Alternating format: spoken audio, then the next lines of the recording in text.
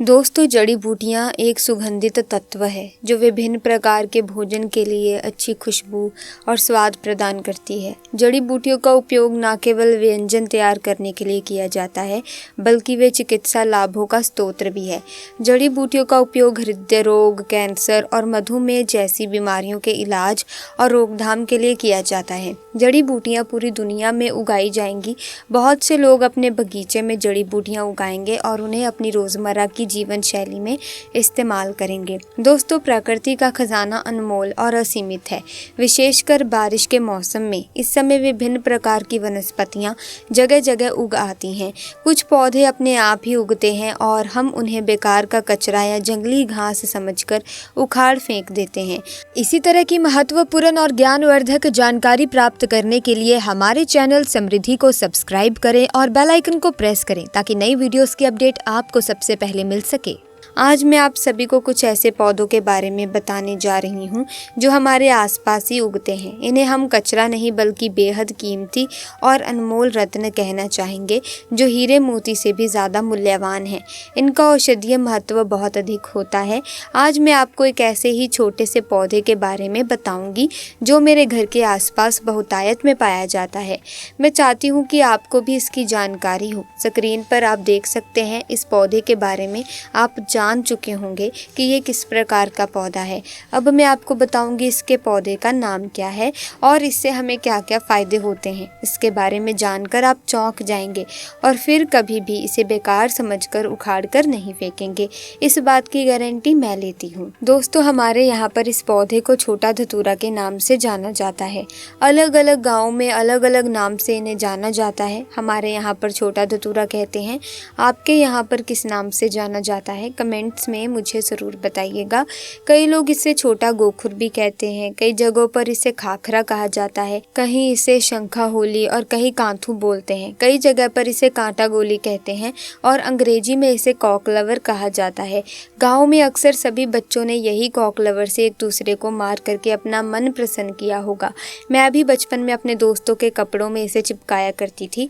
इन्हीं को देखकर हम अपने बचपन से जवान हुए हैं। इससे ज़्यादातर गाँव खेत खलिहान में पाया जाता है।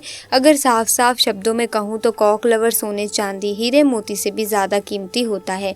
दोस्तों, और आज मैं आपको इसके बीज के बारे में भी बताऊंगी।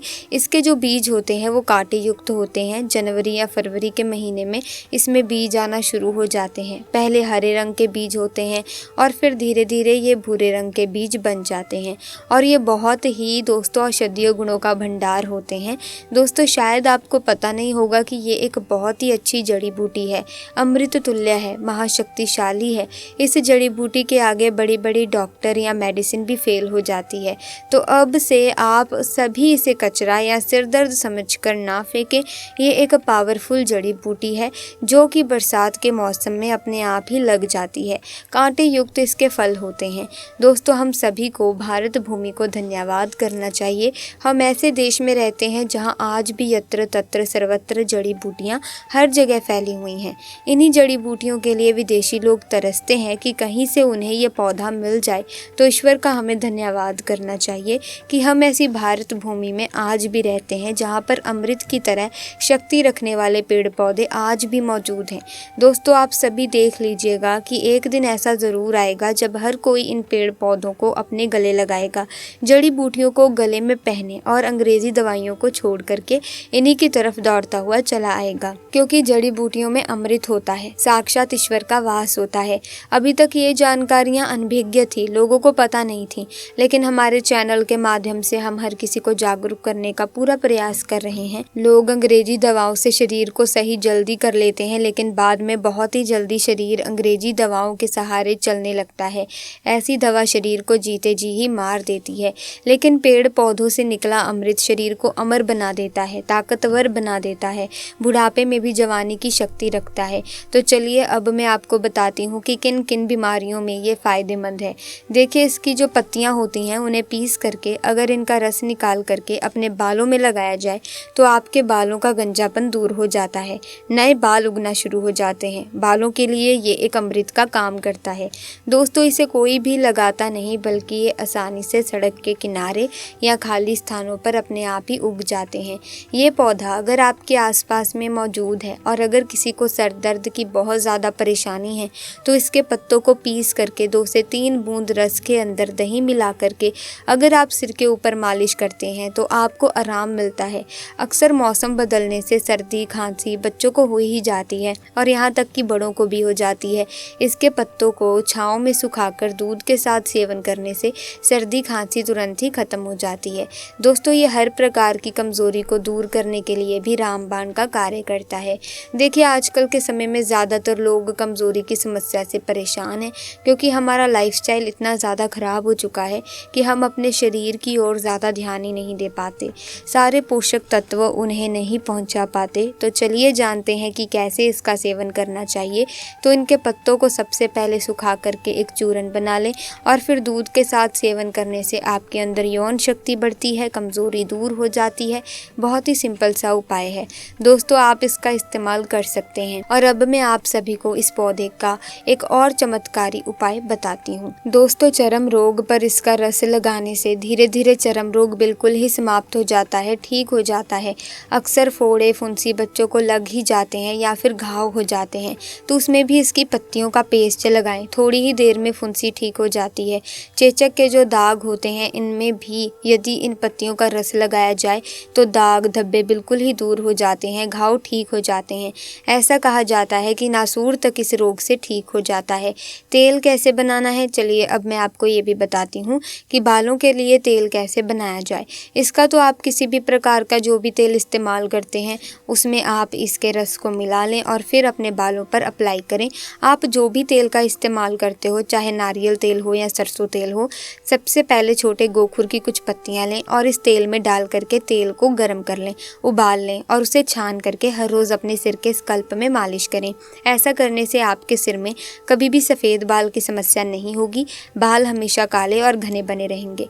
तो दोस्तों, मुझे उम्मीद है कि आज के बाद से आप कभी भी इन पौधों को बेजान या फिर कचरा समझकर नहीं फेंकेंगे और इन उपायों को, इन जानकारियों को अपने तक सीमित भी बिल्कुल मत रखिएगा, क्योंकि भारत भूमि में ऐसी ऐसी जानकारियाँ छुपी हैं जो धीरे धीरे विलुप्त होती जा रही हैं। दोस्तों, हमारी हर समस्या का समाधान हमारे आसपास ही मौजूद होता है, लेकिन जानकारी के अभाव के कारण हम परेशान रहते हैं। इसीलिए आज के बाद इन जड़ी बूटियों या पत्तियों को कचरा समझकर ना फेंकें।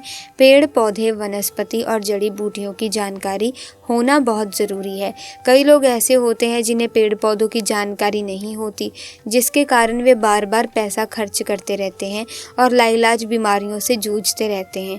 हर प्रकार की जड़ी बूटियों और पेड़ पौधों में कुछ ना कुछ गुण अवश्य होते हैं। अगर आपको पहले से ये जानकारियाँ प्राप्त होती हैं तो आपको परेशान होने की आवश्यकता नहीं पड़ती। आपको उस पेड़ पौधे के बारे में, जड़ी बूटी के बारे में पहले से ही पता होता है। अब इसी तरीके से अगर आपको जड़ी बूटियों के बारे में पता ही ना हो, उनके फ़ायदे के बारे में ना पता हो, तो दोस्तों जाहिर सी बात है कि आप उन्हें नज़रअंदाज करके आगे बढ़ जाओगे और आपका जो शरीर है वो अंग्रेजी दवाओं के ऊपर निर्भर हो जाएगा। जब तक आप दवाइयाँ खा रहे हैं, ट्रीटमेंट करवा रहे हैं, तब तक आपको सही लगेगा। बाद में आप परेशान हो जाएंगे जब आप इन दवाइयों को, इन ट्रीटमेंट्स को छोड़ देंगे। लेकिन ये जो जड़ी बूटियाँ होती हैं, आयुर्वेदिक औषधियाँ होती हैं, इनका ऐसा कोई भी प्रभाव हमारी बॉडी पर नहीं पड़ता, बल्कि जब आप इन्हें रेगुलर खाते हैं, एक नित्य बनाकर खाते हैं, हर रोज़ प्रतिदिन सेवन करते हैं, तो आपकी जो बीमारी है वो धीरे धीरे समाप्त होने लगती है।